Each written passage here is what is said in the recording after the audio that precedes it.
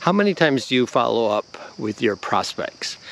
This is a really, really important thing to consider because a lot of people are not really ready to join you right when they first meet you, but they will be down the road, and it all comes down to follow-ups. I travel, as you know, a lot, and I look at different gyms. Sometimes I'm looking for a short-term, sometimes a long-term membership, sometimes not at all. I just want to see what they're doing. And we have a nice conversation.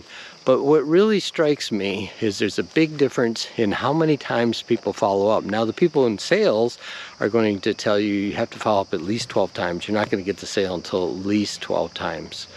And when a salesperson enters with that mindset, then one or two calls is nothing. They know they've got a different row to hoe, and so they have a different battle plan. Oftentimes we get stuck on, well, the person didn't sign up, that's it, move on.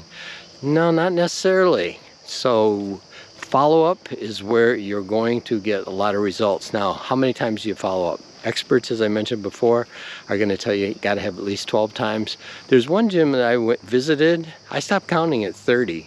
They weren't rude, they weren't obnoxious, they had a really good plan, and I could tell they had notes, because I would have one conversation with them, and then a week later somebody would call and they would mention, a different person would mention something that I knew I talked about before that had to be in the notes. So how many times do you follow up?